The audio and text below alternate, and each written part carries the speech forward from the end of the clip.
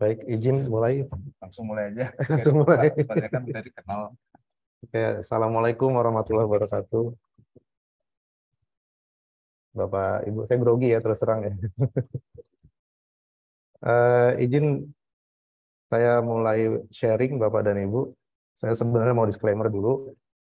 Waktu ada program bahwa jamaah sharing dan Pak Rahmat Mahudum minta saya untuk sharing, sebenarnya saya mengatakan kan syaratnya kan memiliki bidang keilmuan dan pengalaman yang cukup lama ya gitu ya.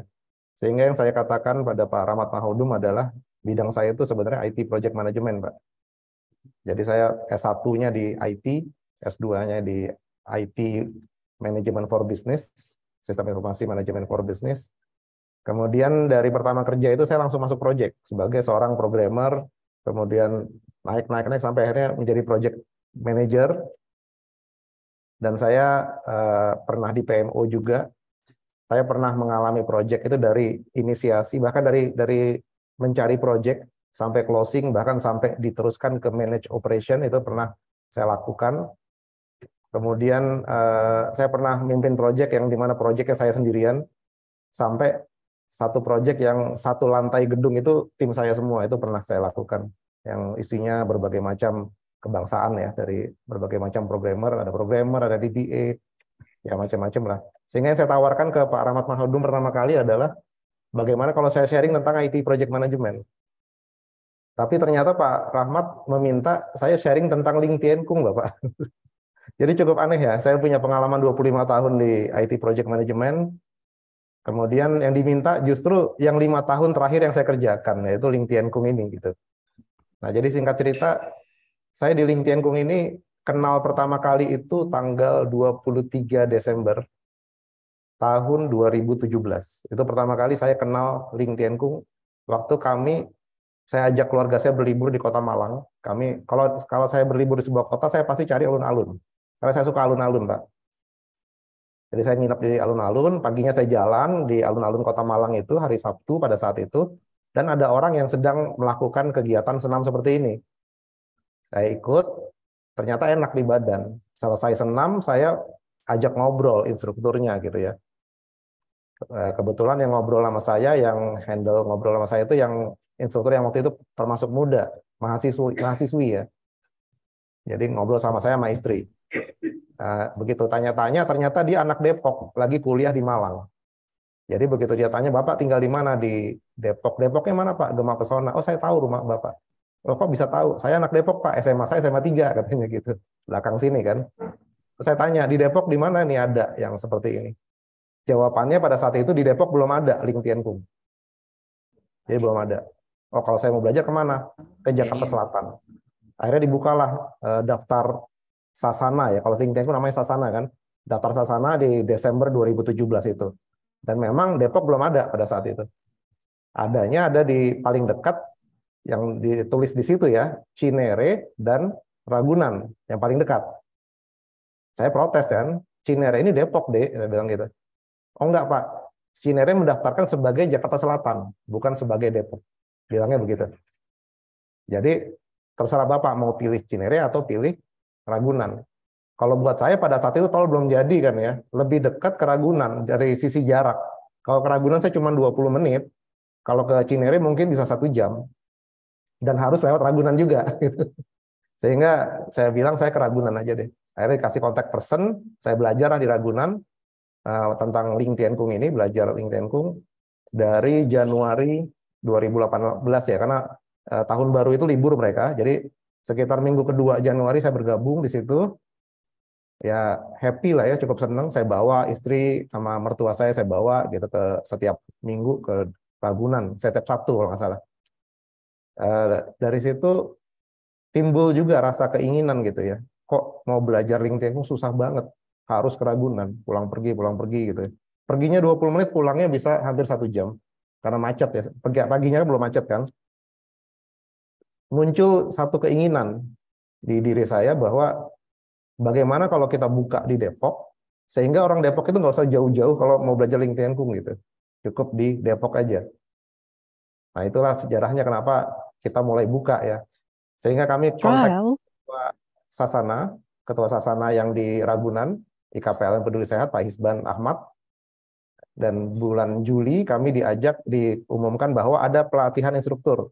Dan kami ambil instruktur di Agustus 2018. 2018, betul. Dan itu rupanya tahun terakhir di mana keinstrukturan itu dilatih langsung oleh Lause, oleh Bapak Awik Wijaya, oleh orang yang menciptakan Ling Tian Kung ini, Bapak dan Ibu. Karena di Januari 2019 Lause meninggal di usia 83 tahun.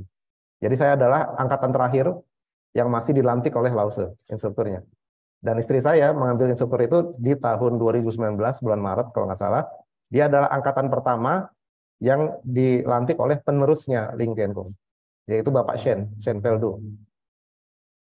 Oke, 2018 kami menjadi instruktur, kemudian kami coba buka sasana, dan sasana yang ada di Gema Pesona ini bukan sasana pertama, yang Bapak Ibu ya, tapi sasana yang ketiga kalau nggak salah. Jadi ada 2 usaha kami untuk membuka sasana yang gagal. Sudah dibuka, nggak berhasil, ya akhirnya tutup lah gitu ya. Dan tepat 22 Desember tahun 2019, berarti 2018 ya, belum sampai setahun dari kami kenal Ling Tian Kung, kami buka pertama kali di Country Club di Gema Pesona. Pada saat itu kalau nggak salah 18 orang yang hadir ya. 18. Perkembangannya cukup pesat Bapak dan Ibu. Itu kami daftarkan sasana itu, dan itu secara resmi. Jadi memang sebelum kami buka sasana, sudah ada beberapa usaha dari para instruktur yang tinggal di Kota Depok untuk buka Ling Tian Kung. Jadi yang berhasil itu kan yang Cinere ya. Cinere cuman dia ngaku Depok pada saat itu. Ngakunya Jakarta Selatan.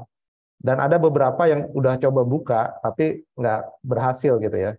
Taunya dari mana ketika kami datang ke satu wilayah, mereka mengatakan dulu pernah ada Pak yang coba buka di sini, tapi gagal kayaknya gitu ya, nggak berhasil. Nah, sasana yang kami buka di Gema Pesona ini berkembang Bapak dan Ibu, sampai di ulang tahunnya pertama, itu sudah ada 10 sasana dan anggotanya itu mencapai 500 pada saat itu. Pada saat itu kami ke istrinya Pak Setia, Bu Rita ya, nanya bagaimana caranya biar bisa masuk ke koran online-nya Kota Depok. Dikenalkanlah dengan Pak Sidik waktu itu sebagai Diskom Info ya. Ternyata Pak Sidik ini adalah ketua Kormi pada saat itu. Ternyata bukan, seharusnya kan gampang, tinggal bikin surat, dia kirim wartawan untuk meliput. Kami dipanggil untuk audiensi, bingung juga gitu ya. Ternyata karena beliau ketua Formi, beliau tertarik dengan kegiatan kami, dan kami direkrut menjadi pengurus Formi sampai sekarang. Dan saya ada di ketua bidang keorganisasian di Kormi. Kormi ini adalah satu badan di pemerintahan yang menaungi kegiatan-kegiatan olahraga kemasyarakatan. Jadi olahraga itu ada 3 kan ya, ada yang KONI, ada yang untuk disabilitas, saya lupa namanya apa, ada lagi Kormi untuk olahraga masyarakat. Jadi Ling Tian Kung ini secara otomatis ya kami daftarkan, karena ketua bidang organisasi saya kan. Jadi lebih mudah untuk didaftarkan. Oke Bapak dan Ibu, itu sekilas ya. Jadi secara memang bukan yang pertama di Depok, tapi yang mendaftarkan dan mengaku Depok pertama itu yang kita punya, yang ada di sini. Kemudian singkat cerita udah berjalan bagus, di COVID sempat berhenti ya. Di 14 Maret saya ingat itu semua ketua sasana dapat surat dari pemerintah diminta untuk menghentikan aktivitas sehingga tutup semua sasana. Dan baru buka lagi kalau nggak salah tahun 2021 November. Pada saat itu, nah ini yang sering menjadi pertanyaan terutama dari Pak Sas ya, kenapa ada isu bahwa di Gema itu ada pertanyaan boleh masuk atau tidak. Pada saat pertama kali buka di Gema, sebagai pusatnya ya, kan Gema pusatnya pada saat itu, ada himbauan dari pengurus RW bahwa orang luar nggak boleh dulu, jadi hanya orang dalam. Dan ini cukup kurang bagus untuk Ling Tian Kung ya, karena anggota kita tuh 90% tuh orang luar. Yang di Gema sendiri tidak terlalu banyak gitu ya. Cukup banyak, tapi nggak sebanyak orang luar. Sehingga kami putuskan kami cari tempat. Kami bersurat banyak tempat, yang mau menampung kami cuma satu, yaitu Pak Haji Amir yang ada di depan. Jadi dari pintu gerbang Gema itu sekitar 50 meter, yang kalau malam itu ada kopi Dedi ya di situ. Ada nasi goreng gila kalau malam, kalau siang itu ada optik Nikula di situ. hanya tempat itu yang mau menampung kami pada saat pasca COVID itu. Sehingga kami pindahkan pusatnya, yang tadinya di Gema Pesona, depan masjid, kami pindahkan ke Jalan Tol Iskandar itu, sampai sekarang. Walaupun ke depannya akhirnya warga dari Gema meminta juga ya, Pak Bedu minta juga dibukakan, dan akhirnya buka lagi sebuah sasana baru, sasana GP yang dipimpin oleh Pak Damanhuri. Itu sekelumit tentang Ling Tian-kung di Kota Depok, Bapak dan Ibu. Sekarang kita masuk ke temanya ya. Saya sebut dengan cara sehat dengan Ling Tian-kung. Kenapa cara sehat dengan Ling Tian-kung? Karena cara sehat itu banyak, nggak cuma Ling Tian-kung. Nggak cuma Ling Tian-kung, Bapak dan Ibu ya. Nanti kita jelaskan ya. Nah, sekarang saya biasa ngawali dengan Ling Tian-kung ini dalam bahasa Cina artinya ilmu titik nol. Nanti kita bahas ya. Kalau secara bahasa artinya ilmu titik nol. Ini saya mengawali biasa dengan sebuah video seperti ini ya, untuk sedikit menggugah keinginan kita untuk membuat semangat untuk berolahraga, Bapak Ibu. Menggambarkan 10 tahun terakhir dari usia seseorang. What will your last 10 years look like? Will you be quick enough for a game of tag with your grandchild? Strong enough to embrace every moment?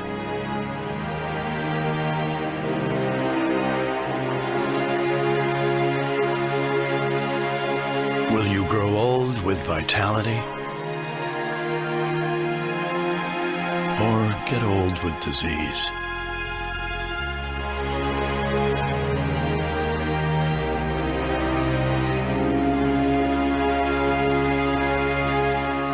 It's time to decide.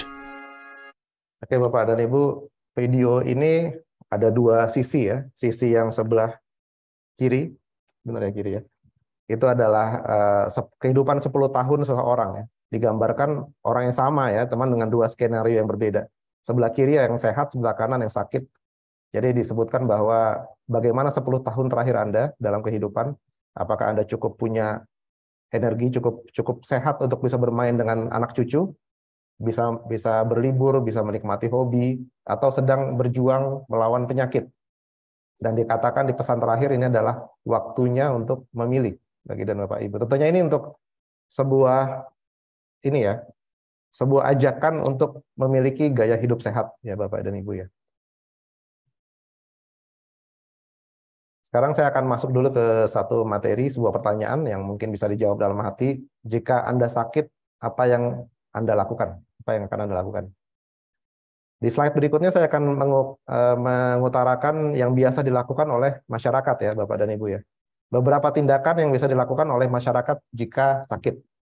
Yang pertama, ada gambar, situ ada gambar rumah sakit, gambar dokter. Biasanya umumnya kita ke dokter ya. Dulu juga saya begitu. Kalau sakit itu ke dokter. Atau yang kalau orang Indonesia biasanya kerokan, ya, kerokan kalau sakit yang di bawah. Atau yang kalau sakit ada juga yang tidur. Atau pergi ke alternatif, dia menggunakan akupunktur juga ada.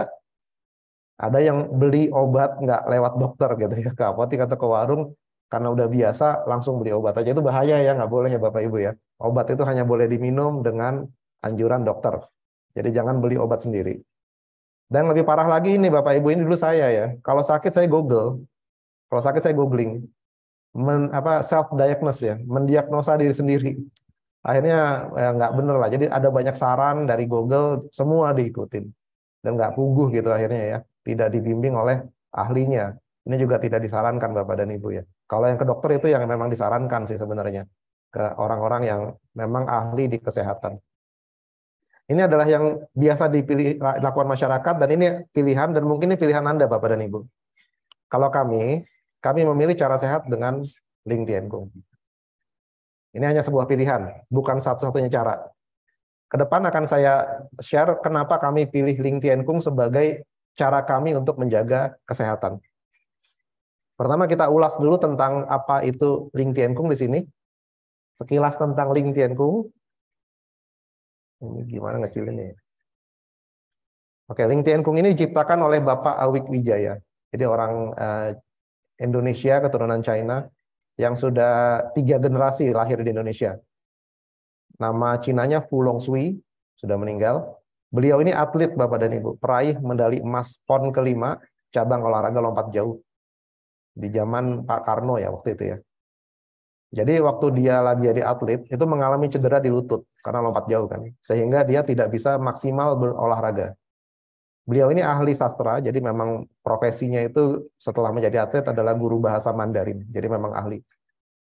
Di usia ke-50 akhirnya pensiun, kemudian mengalami penurunan kesehatan, mulai kena diabetes dan lain-lain gitu ya, dan mengalami kekecewaan dengan pengobatan modern, sehingga beliau memutuskan untuk mempelajari alternatif lain, mencari alternatif lain. Dan Pak Awik ini teringat buku-buku Kopingho, buku-buku tentang pendekar zaman dahulu, bahwa para pendekar itu bisa menyembuhkan dirinya sendiri, terutama kalau lagi berkelahi, lagi bertarung, luka, dia bisa menyembuhkan dirinya sendiri. Sehingga dicarilah referensi. Karena dia ahli sastra Cina, dia belajar dari kitab-kitab Cina kuno. Dan juga dia mempelajari Tai Chi Chuan, Qigong, kemudian mempelajari juga ilmu biologi, fisika, dan kimia, ilmu-ilmu modern ya.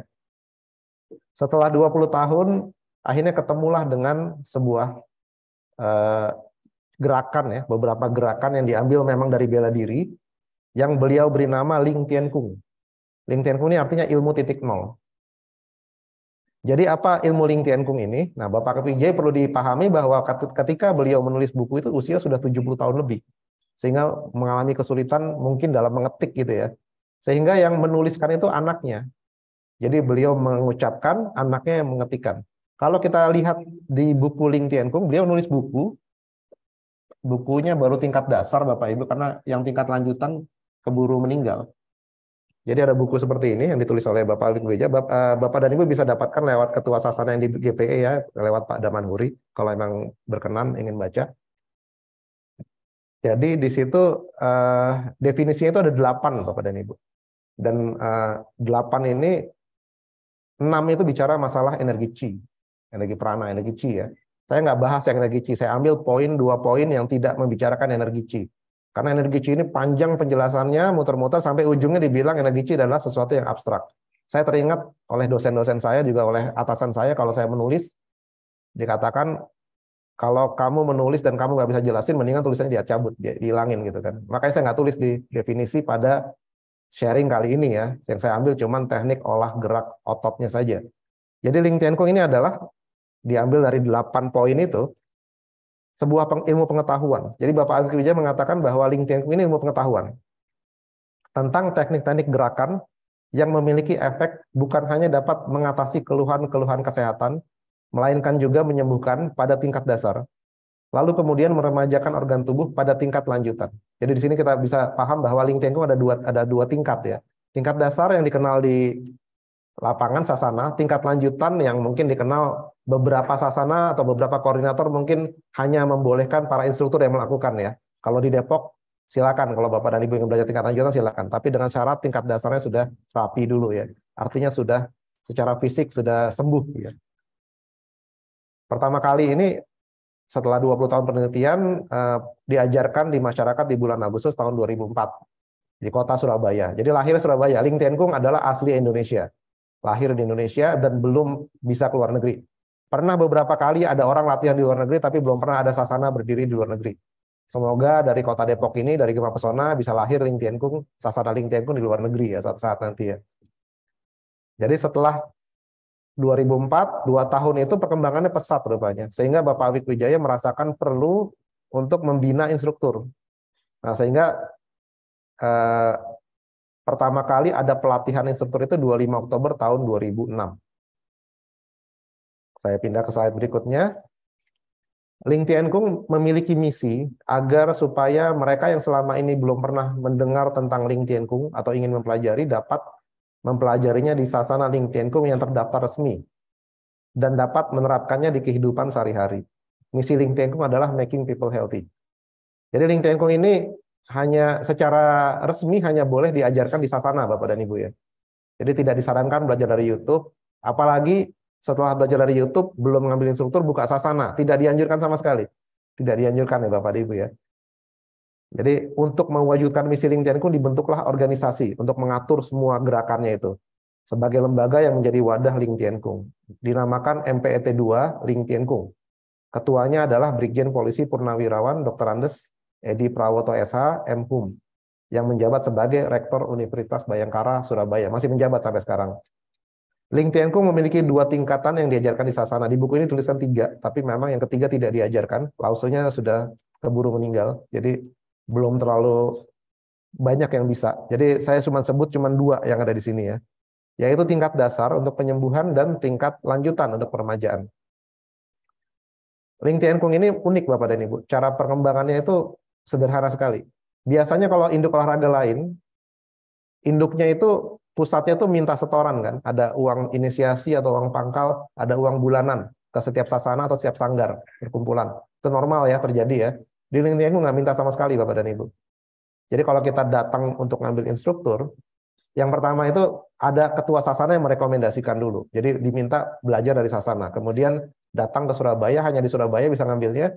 Kita bayar uang, itu bayarnya untuk patungan makan di situ, patungan tenda, sewa fasilitas lah ya. Dan dapat seragam, dapat buku seperti ini.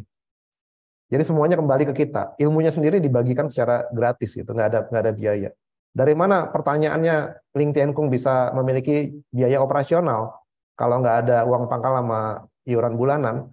Dari seragam. Sehingga diminta oleh Bapak Awi Pijay sendiri yang minta sebelum meninggal, kalau mau belajar Ling Tian-Kung, kenakanlah seragam. Pakai seragam. Belinya di pusat nggak boleh, cetak sendiri. Jadi logo-logo seperti ini, logo Ling Tian-Kung sudah didaftarkan, memiliki hak cipta. Kita nggak boleh mencetak tanpa izin ya, nggak boleh. Dan sampai sekarang setahu saya belum ada 1 orang pun yang diizinkan. Walaupun di Tokopedia udah banyak yang ini ya, tapi itu sedang diusut. Itu ilegal Bapak dan Ibu, jadi nggak boleh kita cetak sendiri. Kami kalau mau bikin banner aja kami harus izin. Harus izin. Hanya banner padahal, nggak ada uangnya gitu ya, tetap harus izin. Jadi seragam Ling Tian-Kung yang resmi itu adalah seragam kaos putih dengan logo Ling Tian-Kung di dada, celana biru dengan logo Ling Tian-Kung di daerah kantong sebelah kanan, sepatu warna hitam yang ada logo Ling Tian-Kung juga. Itu seragam resmi untuk peserta, untuk yang mau belajar. Sementara yang instruktur memiliki seragam warnanya oranye dan bawahnya hitam. Ada logonya juga dengan topi, nanti ada topi, ada logo Ling Tian-Kung dengan sepatu juga. Itu adalah yang resmi boleh mengajar. Karena itu satu-satunya seragam yang ada tulisan instruktur di sini, di dada sebelah kanan. Kalau ada yang mengajar dengan menggunakan seragam hijau, itu melanggar aturan Bapak dan Ibu. Secara aturan nggak boleh. Seragam hijau itu digunakan untuk berlatih tingkat lanjut, yang menggunakan kipas kembar. Jadi yang boleh mengajar hanya yang menggunakan seragam oranye secara peraturan ya Bapak Ibu. Jadi sering ada salah kaprah. Dia anggap itu jenjang gitu ya, bukan berjenjang. Harusnya kalau saya tidak mau ngajar, saya gunakan seragam putih. Jadi saya di situ ya tidak ngajar, tapi kalau saya lagi pengen ngajar, pengen jadi instruktur, saya gunakan oranye. Oke, sedikit tentang aturan. Instruktur Ling Tian-Kung ini disumpah semuanya. Mereka mengemban misi untuk menyebarkan dan mengajarkan Ling Tian-Kung. Tidak boleh meminta bayaran. Bahkan kalau di Depok, saya meminta para teman-teman instruktur yang kami bina, tidak boleh juga nyindir. Nyindir itu artinya apa? Jadi ada beberapa yang datang, dia langsung sebut. Dia naik apa, ongkosnya berapa, diulang-ulang gitu ya. Itu nyindir kan. Itu nggak boleh. Saya katakan kepada mereka, kalau nggak bisa ngongkos, mendingan cari tempat sasana untuk ngajar yang bisa jalan kaki. Kalau nggak mau ikhlas keluar ongkos. Nggak boleh nyindir. Walaupun kalau dikasih, nggak usah banyak bicara, langsung ambil aja kalau dikasih ya. Tapi nggak boleh nyindir gitu ya. Kalau dikasih kan rezeki. Nah untuk kegiatan ini tidak boleh memboncengkan juga produk kesehatan. Jadi nggak boleh juga karena ada beberapa kasus, ngumpulin orang, kemudian ada produk-produk kesehatan atau bekerja sama dengan farmasi atau pabrik obat, atau pabrik vitamin suplementasi, itu juga nggak boleh dalam kegiatan penyebaran dan pengajarannya. Pertanyaannya, dari mana operasional kita sebagai pengelola gitu ya? Saya juga bingung Bapak dan Ibu pertama kali membaca peraturan, tapi alhamdulillah ada aja uangnya dari sumber yang saya nggak bisa tebak, selalu ada.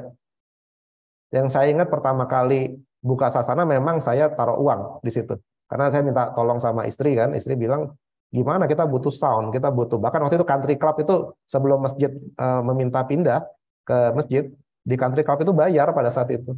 Ya saya taruh uang dulu pada saat itu, saya ingat ada 5 juta saya taruh buat kas gitu ya pada saat itu. Tapi alhamdulillah itu kembali semua Bapak dan Ibu. Jadi ada aja yang saya nggak bisa kasih tahu dari mana. Saya nggak bisa, maksudnya saya nggak bisa tebak dari mana uangnya, tapi selalu ada dan nggak lebih juga. Artinya nggak bisa dipakai untuk menjadi sebuah penghasilan sendiri ya, hanya cukup untuk operasional. Dari kode etik instruktur inilah lahir istilah di Ling Tian Kung, sehat tanpa obat, tanpa alat, dan tanpa ragat. Ragat itu artinya bayar, jadi nggak bayar. Nah, secara aturan, hanya seorang instruktur yang dapat membuka dan menjadi ketua sasana Ling Tian Kung, yang syaratnya cukup sederhana. Yaitu saat pelatihan hanya membeli seragam yang dibeli dari Ling Tian Kung Pusat lewat pengurus sasana, tanpa uang pendaftaran dan tanpa iuran bulanan ke pusat. Tadi saya sudah bahas ya tadi ya, gitu ya, secara peraturan. Jadi banyak orang yang belum instruktur sudah buka sasana, saya menghimbau, tolong ikuti peraturan, ambillah instruktur, biar bisa puguh gitu ya dalam mengajarkan ilmu ini ke masyarakat. Dikarenakan kesederhanaan untuk bergabung ini, Ling Tian Kung ini menjadi cukup pesat berkembang di masyarakat.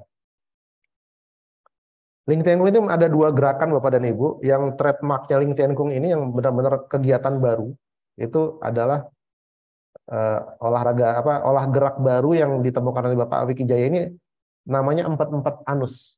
Ini gimana caranya ya? Dia naik. Nah, saya turunin. 44 anus Ling Tian Kung. Ini hanya ada di Ling Tian Kung pertama kali. Dan ini dipatenkan juga. Bisa dikecilin nggak sih? 44 anus ini kalau di buku ini dibilang bahwa dikatakan bahwa secara ilmu Cina ya, di dalam tubuh manusia itu ada sebuah energi built-in, sudah ada yang disebut energi Qi. Kalau disebut di Ling Tian Kung disebut Ling Tian Kung Qi gitu ya. Di situ tempatnya tidak ditemukan, jadi tidak bisa dijelaskan secara ilmu pengetahuan, tapi adanya di sekitar perut di antara pusar dan anus. Diibaratkan oleh Bapak Awik Wijaya itu seperti sebuah wadah, sebuah baterai. Bisa habis kalau terpakai dan bisa kita isi lagi. Nah, cara mengisi yang paling efektif itu banyak cara. Cara yang paling umum dilakukan di masyarakat adalah dengan induk olahraga lain dengan mengolah napas ya. Tapi di Ling Tian Kung tidak ada pengolahan napas. Penemuan dari Bapak Awik Wijaya itu 44 anus, dengan melakukan 44 anus. Diibaratkan pusar itu sebagai kutub negatif dan anus itu sebagai kutub positif. Dimana kalau cara mencharge-nya itu dengan kita rapatkan anus kita, kemudian kita tarik ke atas. Diturunkan lagi, ditarik lagi. Kalau di kedokteran namanya kegel. Tapi yang kita kegel adalah anus kita. Kalau ditinjau dari jalur saraf manusia, seperti tadi saya sampaikan di awal, saya nggak mau bahas masalah Qi, karena kalau Anda nanya Qi, saya nggak bisa jelasin. Di buku ini juga ujung-ujungnya dikatakan bahwa Qi adalah abstrak. Jadi ya mungkin saya nggak akan bahas energi Qi. Tapi kalau ditinjau dari jalur saraf, pada saat kami mengambil instruktur, dijelaskan bahwa 44 anus ini memiliki efek langsung ke hipotalamus. Ini penjelasan dari Lause ya, pada saat kami ada di training instruktur. Dan jadi dari anus ini lari ke tulang ekor, lari lagi ke tulang belakang, langsung ke atas. Sehingga kalau kita melakukan 44 anus itu memang ada getaran-getaran di sini. Di daerah sini akan ada getaran kalau kita lakukan dengan benar. Nah, 44 anus ini berhubungan langsung dengan hipotalamus, di mana hipotalamus ini menurut penjelasan yang kami dapat di instruktur merupakan pusat dari produksi hormon Bapak dan Ibu. Nah, rupanya ini mirip seperti efek pijat refleksi. Jadi kan kalau ahli refleksinya itu cukup ahli, di tapak kaki Bapak dan Ibu dipencet, berasa ya di jantung, kayak ada getaran, di lambung kayak ada getaran gitu. Kalau dilihat, misalnya kita masuk ke refleksi, ada peta, biasanya peta tapak kaki, di situ nggak ada tulisan hipotalamus. Rupanya hipotalamusnya adanya di anus Bapak dan Ibu. Tapi cara menterapinya bukan cara dipijit anusnya, tapi dengan diolahragakan, diolah gerakan ya. Caranya dirapatkan, kemudian ditarik ke atas. Dirapatkan, ditarik ke atas. Cara nariknya juga ada dua. Ada cara narik yang dengan kenceng gitu ya, ada cara nariknya dengan soft, dengan pelan. Dengan pelan kemudian dibayangkan ke arah tulang ekor. Itu juga efeknya beda. Kalau kita tarik dengan kenceng itu, kalau kita lagi capek itu malah jadi seger. Tapi kalau kita kegelnya atau kita tariknya dengan lembut, itu lama-lama kita bisa tertidur Bapak dan Ibu. Dan itu bagus, direkomendasikan kalau sedang sakit. Saya pernah dalam keadaan demam ya, waktu itu kena DBD. Jadi kalau sudah melakukan Ling Tian Kung masih bisa kena sakit ya, masih bisa kena sakit. Tapi sembuhnya cukup cepat, lumayan cepat. Itu saya lakukan 44 anus yang soft, yang pelan, itu saya ketiduran Bapak dan Ibu. ketika bangun demamnya sudah hilang. Dan enaknya kalau kita sembuh dengan melakukan Ling Tien Kung, kalau misalnya kita minum obat gitu ya, itu setelah sembuh masih butuh beberapa hari untuk recovery. Tapi setelah dengan Ling Tien Kung saya tidur cukup lama, begitu bangun baju saya basah keringetan, saya bangun itu saya bisa langsung nyetir Bapak Ibu. Jadi semua organ tubuh berfungsi kembali normal. Jadi cepat, recovery-nya cepat. Jadi saya nggak nganjurin langsung kalau pusing atau demam Bapak dan Ibu minum paracetamol. Coba lakukan 4 anus dulu. Tapi tentunya perlu dilatih. Perlu dilatih dulu. Datang dulu ke sasana, ke tempat Pak Damanuri, ke sasana Pak Damanuri. Kemudian nanti dilatih sehingga kalau sakit bisa dikerjakan sendiri Bapak dan Ibu ya. Kemudian yang kedua, gerakan kedua ini adalah gerakan jinjit-jinjit. Nanti dibahas, nanti kita kalau mau coba silakan ada videonya yang menjelaskan bisa langsung dari pusat banknya lewat video. Nah, gerakan jinjit-jinjit ini dilakukan sembari melakukan 4 anus. Jadi pada saat jinjit, pada saat tapak kaki ada di lantai, anusnya dirapatkan, pada saat kita jinjit, anusnya ditarik. Jari kaki diacungkan. Jadi jinjit hanya dengan menggunakan pangkal jari sini. Nanti kita lihat nanti videonya.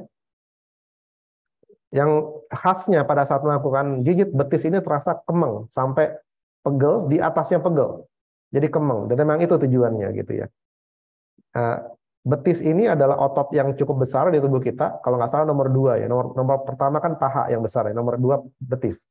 Kalau pada saat dia berinteraksi, pada saat dia berkontraksi, pada saat tegang, darah itu ketarik ke bawah. Kemudian pada saat dia menapak, darahnya naik lagi ke atas. Jadi kira-kira begini, ini yang membantu menjelaskan waktu itu Pak Damanuri menjelaskan ke saya. Kalau di pipa, kalau Pak Damanuri kan kontraktor ya, di pipa yang isinya minyak itu suka ada, menurut Pak Damanuri suka ada seperti kawat ya untuk memanaskan. Jadi minyak yang di pipa itu kalau nggak dipanaskan dia dingin, dia bisa membeku Bapak dan Ibu. Sehingga di dalam pipa itu ada kawat yang fungsinya untuk memanaskan. Nah, itu mirip kira-kira dengan melakukan 4 anus. 4 anus ini darahnya Bapak dan Ibu tuh hangat gitu kira-kira. Kemudian dengan melakukan jinjit-jinjit, darah itu seperti dipompa. Tentunya efeknya bagus ya. Setelah hangat dipompa dari atas ke bawah gitu dipompa, menjadi bagus. Ada beberapa kasus yang tadinya divonis dokter harus pasang ring, dia nggak mau karena takut operasi, dia melakukan Ling Tien Kung, nggak jadi pasang ring tuh beberapa kasus ada dilaporkan. Oke, ini jinjit dan gerakan Ling Tien Kung tingkat dasar ini ada 40 menit Bapak dan Ibu. Hanya 40 menit. Jadi kami menyarankan, merekomendasikan Bapak dan Ibu lakukan 40 menit aja investasi, sisanya bisa beraktivitas normal. Bapak dan Ibu kenal dengan sakropenia mungkin ya, sudah ramai dibicarakan di media sosial. Sebuah penyakit yang gara-gara kita sakit atau gara-gara kita menua, kemudian kita jadi males gerak gitu ya, karena mungkin nyeri atau apa. Tapi efeknya cukup fatal karena otot kita tidak berkembang, malah menciut gitu kan ya. Ini harus dilatih Bapak dan Ibu. Jangan sampai dulu kita bisa naik tangga, sekarang nggak bisa naik tangga. Dulu kita bisa nyetir mobil, sekarang nggak bisa nyetir mobil gitu ya. Itu bisa dilatih. Dengan Bapak dan Ibu bergabung ke Sasana Ling Tien Kung, Bapak dan Ibu seperti memiliki seorang personal fisioterapis. Jadi akan ada yang mengikuti, akan ada yang melatih untuk melatih otot-otot Bapak dan Ibu sehingga terhindar dari sakropenia itu tadi gitu ya. Ototnya nggak menciut.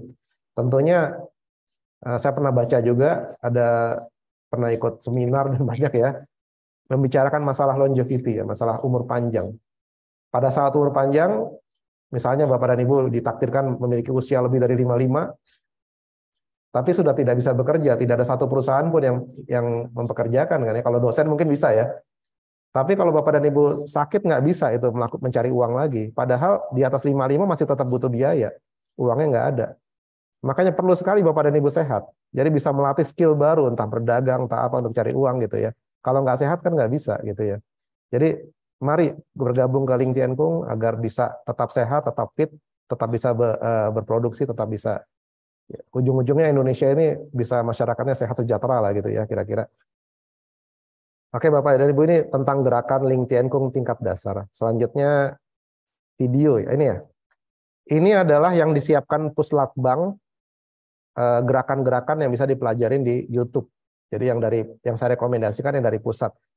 Di Ling Tien Kung tingkat dasar terbagi menjadi 5 bagian. Yang pertama pemanasan, mempersiapkan fisik kita. Yang kedua, mencas yang tadi, energi chi tadi. Yang ketiga, penataan ulang organ tubuh. Yang keempat, melatih titik nol, melatih kaki ya. Titik nol itu gerakan kalau saya mendefinisikan sebagai kita membebani tubuh kita, bobot tubuh kita pada satu kaki. Kemudian dipindahkan lagi ke kaki lain. Dipindahkan lagi ke kaki lain. Gunanya untuk menjaga keseimbangan.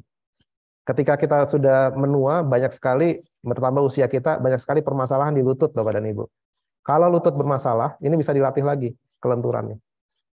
Ternyata bisa dilatih tanpa obat ya Bapak dan Ibu ya. Kemudian setelah dilatih, dikuatkan apa kalau kita ingin fungsi kaki kita bagus? 2 otot yang ada di bawah dan di atas lutut. Otot penopangnya. Setelah lututnya dikoreksi, kelenturannya, setelah ototnya dibenerin, kemudian yang dilatih apa lagi? Keseimbangan ya Bapak dan Ibu. Belum cukup ternyata. Dilatih lagi keseimbangannya. Ini yang dilatih di bagian keempat dari tingkat dasar. Melatih titik nol itu ya. Jadi ya. Nanti ada lagi permainan tapak kaki Bapak dan Ibu. Tapak kakinya disesuaikan untuk menjaga keseimbangan kita. Kemudian bagian kelima itu pengendapan emosi yang disebut dengan penutupan cooling down. Benar-benar pengendapan emosi ini saya pernah lakukan pada saya sedang marah. Kalau jadi project manager kadang-kadang kita harus marah ya. Tapi kadang-kadang suka kebablasan, marahnya tuh sampai emosi gitu. Saya lakukan pengendapan emosi, alhamdulillah memang benar-benar menurun Bapak dan Ibu. Saya nggak tahu ini gerakan bagaimana penelitian yang dilakukan oleh Bapak Awik Wijaya, tapi benar-benar dengan melakukan pengendapan emosi itu emosi saya reda ya. Oke, panduan sisanya saya ingin tunjukkan langsung tentang gerakan ya Bapak dan Ibu. Kalau mau diikutin silakan tentang warming up. Ini gerakan-gerakan Ling Tien Kung, tapi nanti saya ingatkan lagi jam 7 di depan kantor RW ada latihan ya. Silakan bergabung. Lipat pinggang. Lutut lurus. Jangan ditekuk. Di sini tidak ada jari kaki diacungkan, tidak ada empet-empet anus. Gerakannya cuma tekan-tekan. Mulai.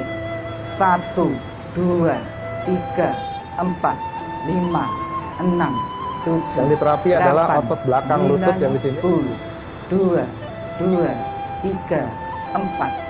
Posisi ini mirip seperti posisi lutut, tapi hanya ditekan ke bawah. Jadi tidak ada kita posisi mengangkat tubuh, hanya ditekan nanti dia membal sendiri naik sendiri ke atas. 6, 7, 8. Yang dilatih adalah yang tidak kelihatan, yaitu otot di belakang lututnya. Otot di belakang lutut yang kaku itu yang diterapi. Terasa tertarik ini betul. Ya, kaki, tumitnya, ya, jinjit ya, tumitnya diangkat. Ya, cuma ujung jari kaki saja yang nempel di lantai, tangan di paha. Gerakannya cuma tekan-tekan saja.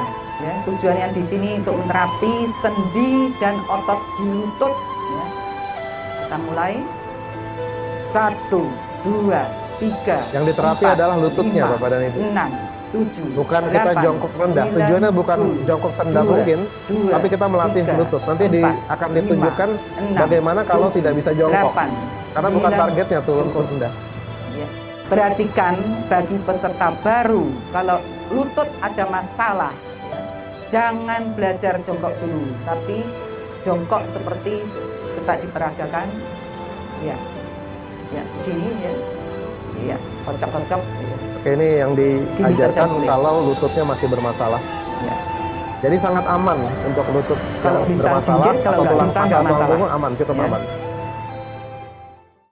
Ada testimoni orang yang tidak bisa jongkok dengan melatih gerakan ini setelah melakukan beberapa bulan, yang mendekati berapa tahun gitu ya, itu akhirnya bisa jongkok sempurna. Jadi memang secara testimoni menyembuhkan Bapak dan Ibu. Oke, gerakan berikutnya ini 4 anus tadi ya. Perhatikan jari kaki diacungkan tegang, ya. Perhatikan di sini, ya. Di bawah lutut, ya. Di sini ada saklar Juk Sanli, ya. Di kiri kanan. Waktu jari kaki diacungkan, yang terasa saklar di sini Juk Sanli sini kemem, itu betul. Jadi di sini di bawah lutut kanan kiri ada saklar namanya Juk Sanli. Kalau diacungkan, jari kaki diacungkan tegang, itu terasa kemeng. Ya. Tujuannya supaya ya, kita kuat berjalan, kuat berdiri, kuat berlari. Dalam posisi tahan, dikuatkan, tarik tahan, empet tahan. Seandainya ini dubur ya, seandainya dubur ini ditarik ke atas, tahan, napas bebas, pantat tidak ditegangkan, coba lubang dubur saja yang diolahragakan dengan jalan ditarik, tarik. Tujuannya supaya ikatan bidang kontak dari kutub positif kita kencang kembali. 1, 2, 3, 4, 5, Boleh kalau mau dicoba? 6, 7, 8, 9, 10. Nih kalau mau dicoba. 2, 3. Tempat-tempat anus ini bisa dilakukan dengan berbagai macam posisi, bisa sambil nyetir, bisa sambil tiduran. 9, 10, 3, 2. Dan ini yang kami rekomendasi untuk dilatih Bapak dan Ibu empat anus, karena 7, yang saya rasakan pada saat demam itu bisa reda sendiri demam. Pada saat pusing saya bisa hilang dengan empat anus.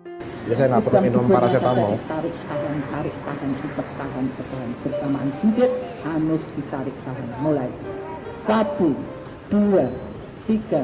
Ini adalah gerakan jinjit. Gerakan kedua khasnya Lingkring. 9, 30 cukup. Kemudian kita ini gerakan untuk menterapi tulang punggung belakang. Jadi kita seperti menarik tulang punggung dengan kekuatan jari kita kaki sendiri. Diacungkan, anus diempet total, tahan tegang. Lengan ditekan ke atas, tekan tegang. Usahakan lengan nempel telinga, tarik ke belakang, otomatis badan dengkek tegang. Ya, setiap latihan pandangan selalu ke depan bawah. Ya, jarak pandang 2 meter.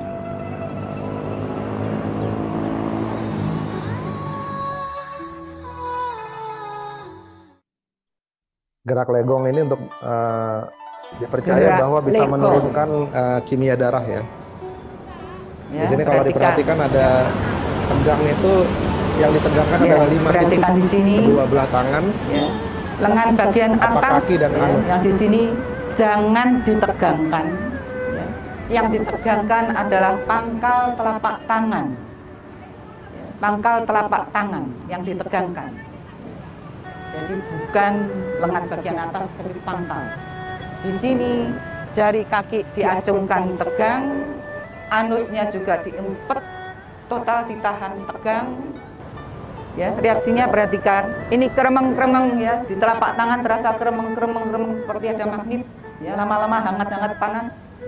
Ya, lengan ini kemeng, bagian bawah ini juga tertarik ya. Kemeng. Ya, ada tegangan, pasti panas, kemeng. Memang tidak mudah, perlu sering dilatih. Ada apa-apa tegang, perhatikan. Goyangkan jari tengah ke kanan ke kiri. Ya. Jari tengahnya digoyangkan. Perhatikan tegang. Goyangkan jari tengah ke kanan ke kiri. Apa-apa los, diam. Ya. Anus tetap diempet total. Yang los cuma tegangan saja ya. Tegangan di pangkal telapak tangan ini yang di los. Oke, saya skip karena sudah mulai waktu fajar ya. Di sini saya mengingatkan lagi bahwa di GPE, di Gema Pesona Estate ada latihan. Pas hari ini Bapak dan Ibu jam 7 di kantor, depan kantor RW ya, dikelola oleh RW. Ya, silakan Bapak dan Ibu untuk melatih. Saran saya sih dilatih setiap hari Bapak dan Ibu ya. Habis itu hanya invest 40 menit kok. Setelah 40 menit bisa beraktivitas dengan baik. Diharapkan kita tetap kesehatan kita terjaga Bapak dan Ibu. Ini aja yang bisa kami share. Silakan kalau Bapak dan Ibu jika ada yang ingin ditanyakan.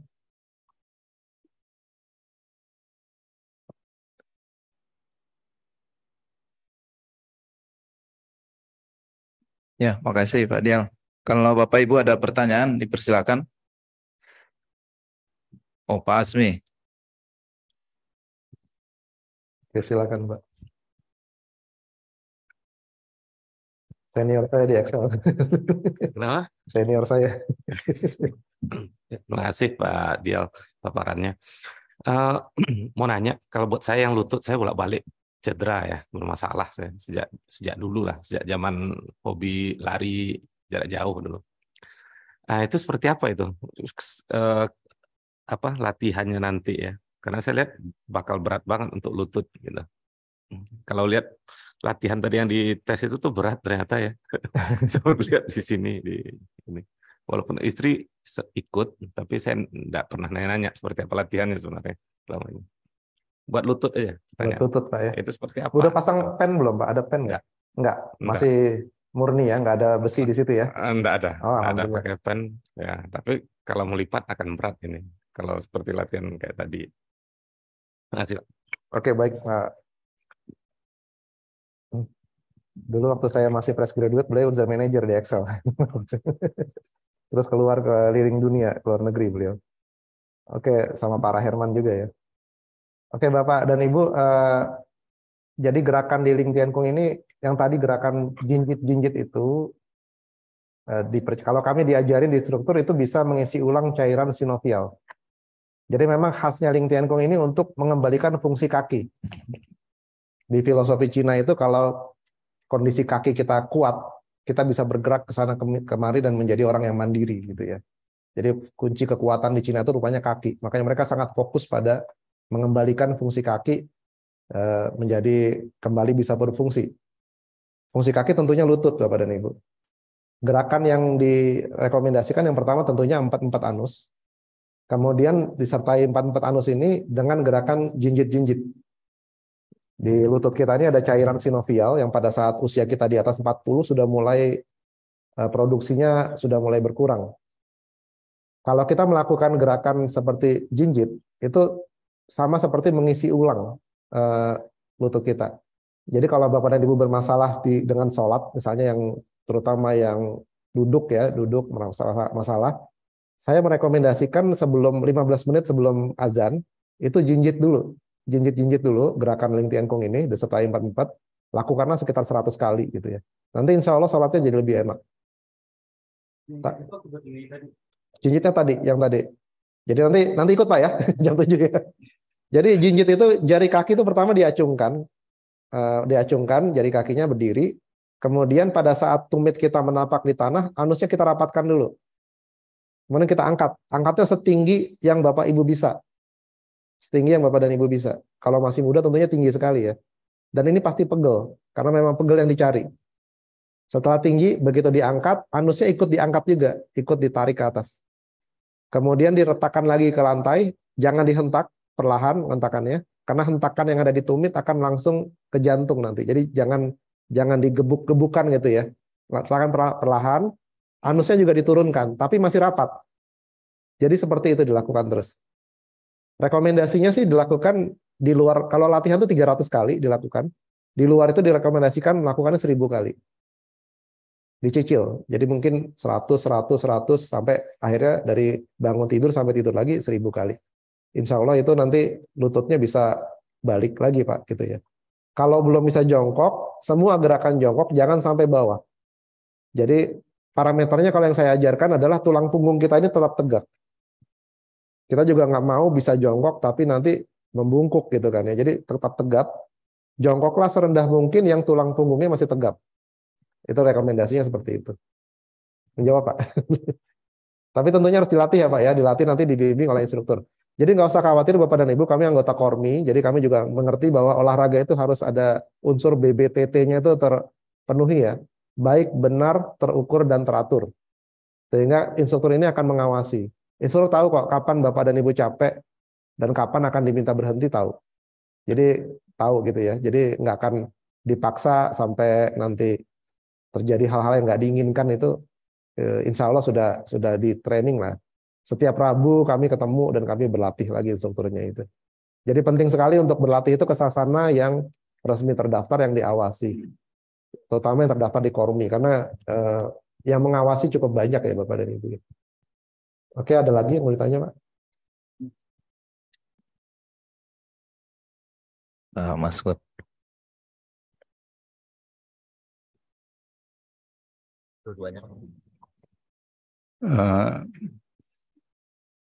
mohon dijelaskan manfaat-manfaat lain ya selain kaki itu.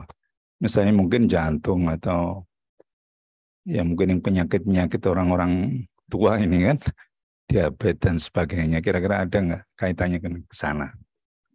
Terus kedua, ini kok tidak melibatkan nafas ya. Biasanya senam-senam Cina ini melibatkan nafas kan. Dan juga pernah membanding Tai Chi dan itu. Baik, Pak. Bukan cuma senam Cina, Pak ya, yoga pun yang dari India pakai nafas ya. Bahkan yang di lokal, yang basicnya dari silat itu juga pakai nafas. Kebetulan saya di Kormi itu di bidang organisasi, jadi kalau ada induk olahraga yang ingin mendaftar itu lewat saya dulu pertama. Jadi saya tanya dulu gerakannya apa gitu ya. Jadi yang menggunakan olah nafas memang beberapa pengolahan energi Qi atau energi prana itu identik dengan pengolahan nafas. Dan beberapa juga ada yang nggak mau. Ya mungkin ada yang nggak tahu lah kenapa alasannya nggak mau ya dengan olah nafas itu ya. Tapi di sini di Ling Tian Kung memang temuannya begitu. Penemuan 20 tahun penelitian dari Bapak Awik Wijaya memang tidak menggunakan olah nafas. Jadi Bapak dan Ibu waktu dulu sekali pertama kali Tai Chi itu ditemukan di kuil Butang ya. Itu tidak pakai olah nafas sebenarnya. Pertama kali Tai Chi ditemukan. Jadi memang gerakan karena yang suhunya ini sudah menua, dia tidak bisa gerakan cepat, dia bikin gerakan yang lambat untuk menjaga kesehatan. Tidak pakai olah nafas. Bisa juga bahkan yang aslinya bisa menjatuhkan lawan kan. Nah kemudian kalau nggak salah saya lupa di kaisar mana gitu ya, salah satu kaisar melihat bahwa efeknya bagus. Kenapa nggak digabung? Akhirnya kaisar ini memerintahkan untuk Tai Chi itu digabung dengan olah nafas. Sehingga sampai sekarang dikenal Tai Chi menggunakan olah nafas. Ini yang saya dengar dari orang Kormi, Pak Pujo wakil ketua Kormi, Pak Pujo Iman, beliau ahli Tai Chi, dan ini yang cerita dari beliau. Nah, yang dilakukan oleh Bapak Awik Wijaya adalah mengembalikan gerakan-gerakan itu kembali tanpa olah nafas. Jadi gerakan tingkat lanjut itu memang diambil dari Tai Chi. Banyak kita main kipas kembar itu, kalau di Tai Chi itu kipas kembar 48 form ya, jurus yang 48. Kemudian kita juga punya Tai Chi 24. Tapi kita tidak melakukan olah nafas di situ. Kita benar-benar fokus pada penitik beratan bobot tubuh pada satu kaki. Jadi kalau saya sih bilangnya itu seperti mengkalibrasi ulang keseimbangan kita. Efeknya luar biasa Bapak dan Ibu ya. Salah satu contoh sebelum Ling Tian Kung saya mulai bermasalah kalau duduk. Tapi sekarang saya bisa dari duduk. Karena salah satu yang dilatih, yang kita lakukan sebenarnya kita melatih gerakan. Jadi waktu pertama kali saya melakukan kipas kembar, itu pusing kepala saya. Tapi dilatih perlahan-perlahan. Setelah beberapa bulan dan butuh waktu, ya sekarang saya bisa dari jongkok, langsung berdiri itu bisa. Karena salah satu gerakan yang dilatih di kipas kembar adalah kita jongkok, kita berputar, bangun, jinjit, masuk. Kemudian melangkah. Ini kan gerakan yang kalau Bapak dan Ibu lagi sholat, ngaji, itu bisa dipakai langsung berdiri dan langsung jalan gitu. Tanpa perlu peregangan dan lain-lain gitu ya. Itu secara gerakan Bapak dan Ibu. Kalau dari testimoni, manfaatnya banyak ya. Saya waktu kemarin saya pergi haji 2023 ya. Saya kecegat di puskesmas bahwa kolesterol saya itu tinggi sekali kolesterol saya. Jadi dokter Putu di puskesmas memberikan saya obat-obatan penurun kolesterol. Tapi buat saya nggak cocok karena makan ke lambung. Akhirnya saya ambil obatnya, tapi saya nggak minum. Yang saya lakukan adalah Ling Tian Kung. Tapi saya sertai dengan dietnya juga, gitu ya. Dimana kalau dokter bilang diet aja nggak cukup Pak dengan kolesterol setinggi ini, harus dengan obat, gitu. Tapi obatnya saya nggak minum karena nggak kuat lambung saya. Jadi dietnya juga nggak ketat-ketat amat gitu ya. Saya cuma mengurangi nasi, mengurangi gula dan gorengan hanya itu. Masih ada yang dimakan. Saya lakukan Ling Tian Kung setiap hari dan lebih serius melakukannya. Karena kalau kita instruktur di Sasana kadang-kadang kita nggak latihan karena kita mengkoreksi kadang-kadang. Ini nggak saya fokus. Saya memilih jadi peraga sehingga saya bisa melakukan gerakan Ling Tian Kung. Dan alhamdulillah di pemeriksaan berikutnya kolesterol saya turun normal. Itu yang testimoni yang terjadi di saya. Yang saya juga pernah tadi saya cerita, saya pernah kena DBD tiba-tiba badan saya panas, pusing kepala, sama dokter dikasih 1 set obat. 1 set ini belum sembuh, masih tetap demam, masih tetap pusing. Kemudian dokter ngasih set yang kedua, berarti yang 5 hari kedua.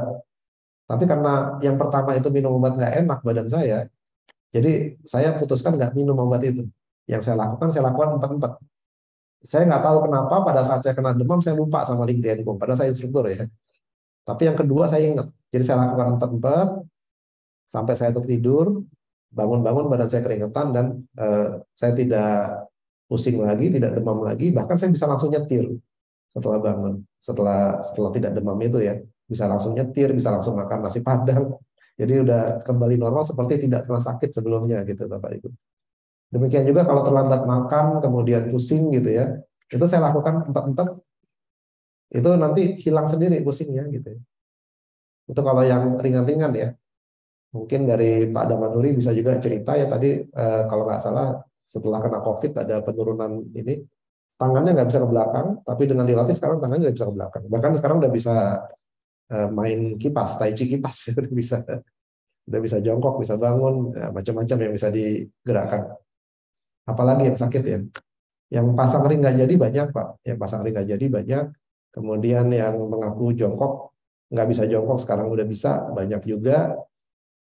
Apalagi kanker payudara, kanker payudara bisa sembuh juga ada. Cuman saya sih menghimbau gini, banyak yang datang ke link TNComm itu setelah sakitnya parah. Jadi pada saat masih sehat diajak nggak mau gitu ya. Tentunya kalau efeknya berbeda pada saat Bapak dan Ibu masih sehat dan melakukan link TNComm menjaga dibanding kalau sudah sakit. Jadi saya cukup sedih ya, ada beberapa rekan kita yang ketika uangnya sudah habis berobat, asuransinya sudah over limit, baru datang ke link TNComm. Ya agak sulit agak sulit karena walaupun link TNComm ini self terapi, menterapi diri sendiri, butuh waktu, tetap butuh waktu untuk bisa kembali bagus ya. Sehingga kalau Bapak dan Ibu sudah sakit, sudah tergerogoti oleh penyakit, seperti balapan, proses penyembuhan dulu yang menang atau penggerogotan penyakit ini yang menang gitu. Jadi memang ada beberapa yang sakit yang sekarang peserta kami yang sedang dirawat ya. Kalau menurut saya sih datangnya terlambat. Begitu sudah sakit baru datang. Jadi kalau saya lihat ya, seperti seolah-olah uangnya sudah habis berobat, baru datang cari alternatif. Kenapa nggak sambil berobat sambil tetap dijaga dengan link TNComm Bapak dan Ibu ya. Semakin muda, semakin sehat, mulai melakukan ini akan lebih baik hasilnya. Gitu Pak, cukup. Silakan. Ada lagi? Langsung praktek ya jam 7 ya. Langsung praktek. Saya mau nanya ini aja padahal mungkin banyak juga yang testimoni begitu, yang itu loh Pak, yang jinjit-jinjit itu kan biasanya kan setelah latihan pertama itu suka pegalnya pegal banget gitu. Ada yang baru ikut latihan pertama itu langsung kapok gitu, biar nggak seperti itu gimana? Ya, yang paling penting pertama edukasi ya, bahwa tujuannya itu pegel itu ada manfaatnya gitu. Kalau buat saya sih gini, lebih mending saya pegel di betis daripada saya linu karena sakit. Karena kalau linu sakit, sebelum saya kena link TNComm Bapak Ibu, saya tuh punya sakit lambung. Biasa stres ya, project manager sering banget dapat tekanan, terutama kalau projectnya delay, biasanya owner project itu minta uangnya cepat kembali. Kita ditekan, padahal si user nggak mau tanda tangan, suka gitu kan. Sehingga stresnya tinggi. Dulu kalau saya kena GERD, Bapak Ibu ya, recovery itu bisa beberapa hari tuh. Tapi dengan link TNComm recovery itu beberapa menit. Saya tahu saya kena GERD gitu. Karena stres saya kena GERD. Saya lakukan gerakan link TNComm biasanya cuma 4-4 anus dan jinjit biasanya. Dalam beberapa menit itu cepat. Yaitu gerakan jinjit. Tapi yang saya dapat pegel. Jadi ketika kita tahu manfaatnya, lebih baik pegel di betis, yang mana kita masih bisa jalan, kita masih bisa beraktivitas, daripada pegelnya ke seluruh tubuh, yang membuat kita tidak bisa beraktivitas. Seperti kalau gara-gara sakit lambung tadi ya. Dan buat Bapak Ibu yang baru pertama pegel, jangan dipijit. Jangan dipijit. Dioles saja dengan minyak yang panas, ya, seperti balsam geliga, atau nyebut merek ya, atau minyak angin gitu ya, atau balsam lah biasanya. Dioles saja Pak, nanti juga insya Allah hilang. Dan paling penting jangan berhenti. Kalau pegel malah jinjit lagi. Jadi biar ototnya terbiasa. Jinjit ini akan selalu pegel. Karena kalau nggak pegel itu nggak benar gerakannya. Jadi jangan dibilang kalau saya sudah melakukan 5 tahun tiap hari nggak pegel. Karena kalau level tinggi saya segitu, saya akan tingkatin lagi tingginya. Jinjitnya dan mungkin berdirinya lebih lama hanya untuk mendapatkan pegelnya itu gitu. Jadi pegel itu emang dicari di Ling Tieng Kung. Gitu Pak Rahmat. Jadi kita tahu dulu manfaatnya lah. Gitu ya. Ya, ada yang itu yang resen. Yang ini Silakan. Pak Rahmat Gunawan ya. Silakan Pak Rahmat Gunawan. Ya, Assalamualaikum warahmatullahi wabarakatuh. Ya, Waalaikumsalam. khairan, Mas Dial. Ini Mas Dial. Iya Pak. Ini contoh kayak saya ini kebetulan ini lagi sering keluar kota. Nah, ini mau ikut, jadi nggak jadi-jadi nih, jadi nggak enak sama Pak Dapan Nuri. Saya udah janji mau ikut, tapi nggak jadi-jadi. Nah, itu bisa nggak dengan mengikuti dari YouTube itu? Solusinya gimana nih kalau nggak bisa rutin karena berbagai kegiatan? Ya semoga nanti kalau sudah lebih longgar bisa rutin. Itu apakah memungkinkan mengikuti dari YouTube gitu Mas Dia? Jazakumullah khairan. Oke, baik Pak Rahmat. Terima kasih pertanyaannya. Yang pertama, Ling Tieng Kung ini sifatnya universal. Jadi ketika Bapak dan Ibu menggunakan seragam putih dan biru itu, Bapak dan Ibu bisa masuk sasana mana saja. Yang dibatasi gerakan itu kalau instruktur ya. Kalau saya menggunakan oranye dan hitam, maka gerakan saya harus mengikuti dari koordinatornya. Harus ada izin lah ya. Kalau masuk ke wilayah orang atau sasana milik orang, harus izin. Apakah ketua sasana mengizinkan atau tidak? Ada instruktur baru masuk, instruktur luar masuk. Tapi kalau selama putih dan biru silakan. Jadi saran saya sih seragamnya dibawa aja. Terus Bapak ada di mana? Di kota mana? Selama di Indonesia, insya Allah ada latihan. Jadi bisa kami bantu mencarikan lokasi latihan yang terdekat dengan tempat bertugasnya. Tapi terutama kalau Pak Rahmat di Batu, di Malang, di Batu itu banyak sekali Pak. Sampai di Malang itu ada 5 koordinator ya, di Malang. Di Batu kalau nggak salah ada 1 koordinator. Jadi Ling Tieng Kung ini tidak dibatasi dengan kewilayahan Bapak dan Ibu. Sama menggunakan sistem yang masih tradisional, sistem perguruan. Jadi 1 orang instruktur kalau dia sudah bisa membuka 10 sasana di 3 kecamatan dan memiliki anggota sampai 1000, maka dia disebut sebagai seorang koordinator. Jadi tidak tergantung wilayahnya gitu ya. Diharapkan sih hanya di 3 kecamatan. Itu solusi pertama. Jadi Bapak dan Pak Rahmat bisa bisa tanya ke kami, nanti kami rekomendasikan alamatnya di mana, kami tanya sasana mana yang dekat situ bisa bergabung di pagi hari. Pilihannya 2, biasanya kalau nggak pagi sore mereka latihan. Kemudian yang kedua ya ikut YouTube.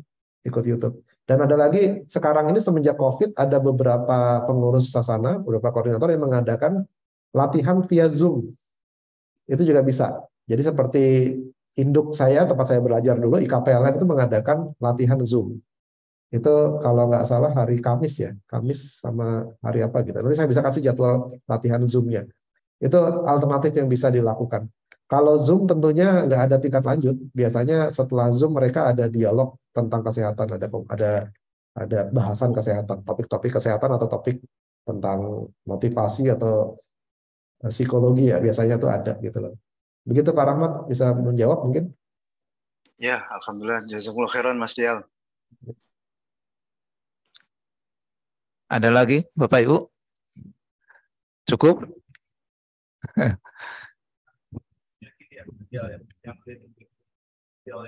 Ya itu Ling Tieng Kung Official itu yang dibuat oleh benar-benar dari Puslatbang, dari pusat. Saya rekomendasikan yang pakai itu Pak ya, karena akan banyak orang yang sharing di YouTube yang kita nggak tahu kualitasnya bagaimana gitu, apa yang dibahas gimana. Jadi maka yang saya tunjukkan adalah yang official yang dari Puslatbang.